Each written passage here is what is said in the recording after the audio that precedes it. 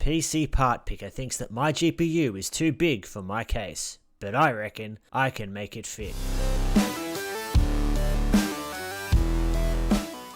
Hello and welcome to Aaron's Computer Kitchen, named as such because it's the only room in the entire house where I have the room to build these two computers. So let's go ahead and take a look at our ingredients, components.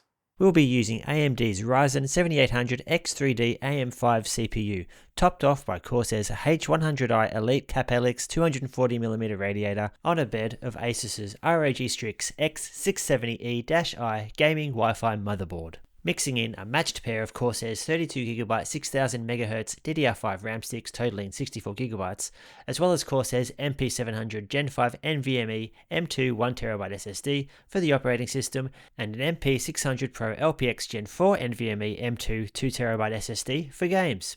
The piece de resistance is our GPU, the XFS Merc 310 Radeon 7900 XT.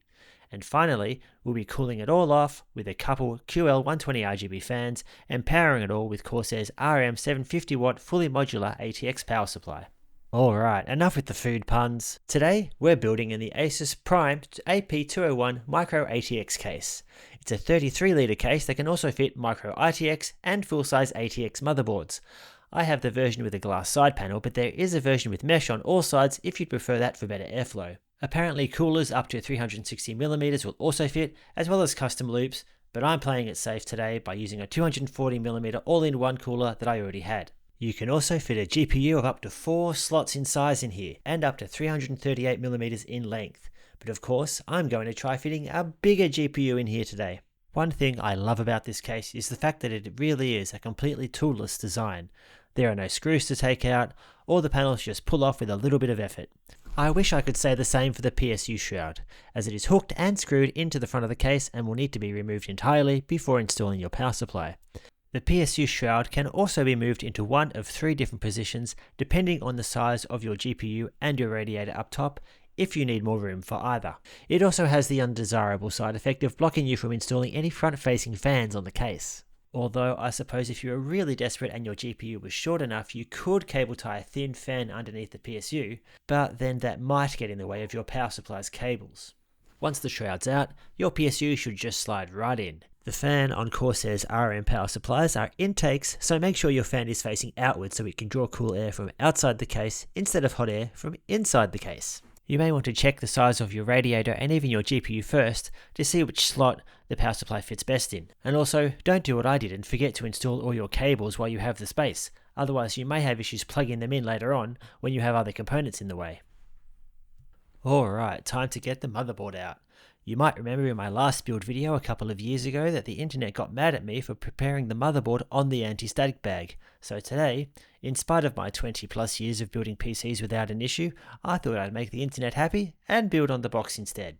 You may notice that all these AM5 motherboards have the pins on the board instead of the chip, so if any break you only have to replace an expensive motherboard instead of an even more expensive CPU.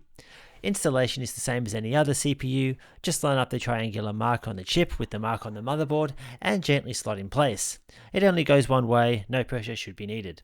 Once that's done, lower the metal retention plate down, followed by the lever, and tuck it under the metal holder.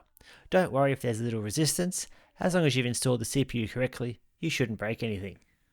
Next I'll install the SSDs. Now, the heatsink for these SSDs is stacked on top of each other on this motherboard, so first I'll have to remove them with a Phillips head screwdriver.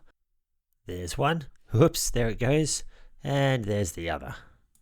The Gen 5 slot is on the bottom of this stack, so I'll install that SSD drive first. Now, the instructions from Corsair say to remove the large front label sticker covering the integrated circuits or ICs. I'm assuming to allow the heatsink to make better contact, and you can see I've gone to great pains to do that. You'd think if it was meant to be done, Corsair would have made it easier, but whatever. Now, slide it into the socket first, then secure it in place with the toolless lock.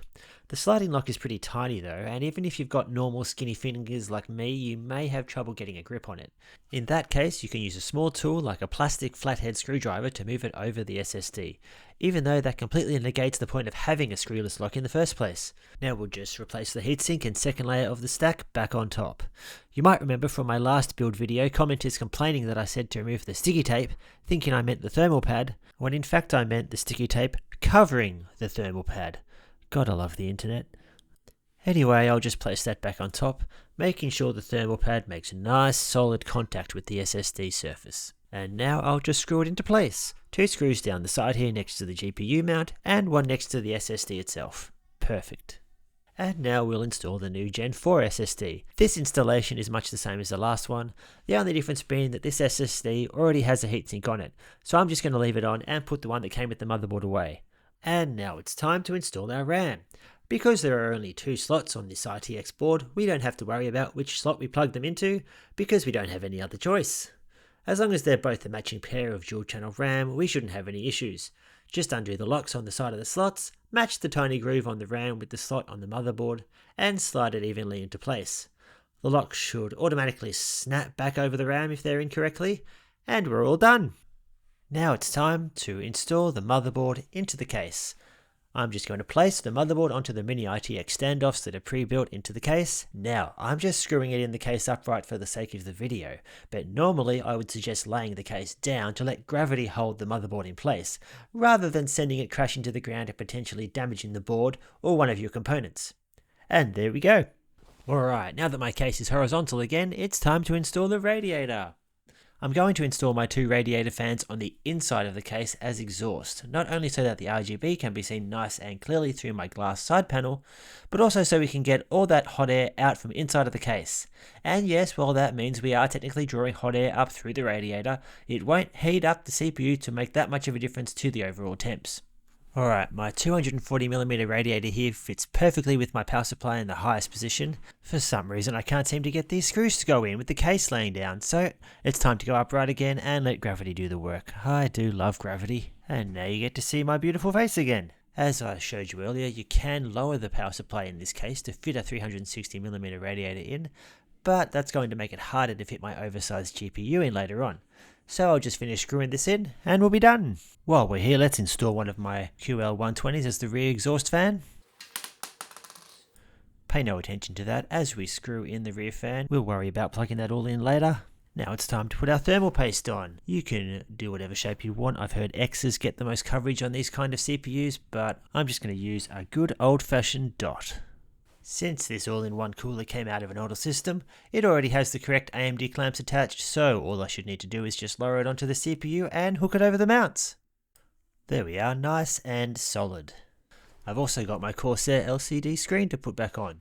In a previous video you saw me take off the black rear of the screen, so now the magnets are clear to just stick to the all-in-one nice and solid like so. While we're here, I'll also feed the power plug through to the rear of the case where I've mounted my Corsair Commander Core power hub. I'll also plug the all-in-one into the system fan slot on the motherboard, not the all-in-one slot, and plug in all of my RGB fans around the back at the same time. Before I get to the final part of the build, I thought it prudent to plug all my power supply cables in, but I will wait until I've got the GPU in before I plug them all in on the other end. And now the moment you've all been waiting for. It's time to see if this GPU will fit inside this case. I'm not even going to bother to take this plastic off before I look first, and you can see just how much clearance we have underneath that power supply, which is to say, not much. Those PSU cables are going to have some serious bend to them. Alright, let's take these slot covers off and see if we can get this thing in. This might actually be the first GPU I've ever installed one-handed, and boy is it heavy. I sure hope I remember to undo that PCIe slot lock. Alright, we finally managed to squeeze it in, and you can see there is not a lot of clearance. Those cables barely make it in, but it is in! And it does have a bit of a wobble in it, so let's see if we can do something about that. Okay, and here we have our GPU support bracket. Those holes in the side get screwed in the case's 4 slot screw holes, and the GPU gets screwed into the bracket at the back here. And I get screwed while I try to fit it all in. One of the last little pieces to install on this motherboard is this funny little out of focus adapter that has all the SATA ports, all the front panel connectors, and a couple of USB 2 ports as well. You'll just have to take my word for it on that one. Alright, now I've jumped ahead and gone and plugged in the front panel connectors, including the USB-C and USB 3 cables, power, reset, and hard drive LED cables. What sucks about this motherboard is that it has no onboard audio controller, so this audio cable for the front panel is just going to be tied off at the back, and the audio ports at the front, unusable. All that's left now is to plug in the power supply cables for the motherboard, the CPU, and the GPU. Alright, I think that should be everything. And now, let's move it into the other room where it's actually going to sit and try it out. Alright, here I am, back in my cap and my apron, ready to talk about this thing. The first thing you might notice is that big red exclamation mark in the triangle there on the CPU LCD screen. That sometimes happens when plugging it in for the first time. It just means that it's not receiving any data from the command to core, because we haven't turned it on yet. So that should go away once it has power, so I'm not that worried about it. One thing I like about this new motherboard is the updated Wi-Fi receiver. It's all in one piece, folds up and down, and is magnetic so you can stick it right on your case. At least this one's all in one piece, unlike the dongle that came with my last motherboard. As you can see, it's two separate pieces, and they won't keep together or stand up on their own. Terrible. As I said before, this motherboard doesn't come with onboard audio. What it does come with is this separate little piece of hardware here ASUS call the Hive. Yes, it's annoying having something else to find a spot for on your desk, but it does provide easier access to your audio inputs and a volume control. It also allows you to update the BIOS easier by not having to boot into your BIOS beforehand, and a precision boost overdrive button to turn that on automatically as well. There's also what's called a flex key here, which is basically a remappable button. It's automatically set to reset your computer, which I didn't realise when I pressed it while testing it out, so be careful you're not doing any important work that you haven't saved if you accidentally press it. It certainly almost made me break out in hives. There's also some status lights on the front here for your CPU, RAM, GPU and hard drive, which will flash pretty colours when you turn on or reset your computer. Plus you also get an extra USB-C port on the front, which is pretty handy. Alright, barring a few driver updates, this beast is good to go. Don't forget to check out part B of my build series where I build the same thing in a black AP201 case. Thanks for watching, and I'll catch you later.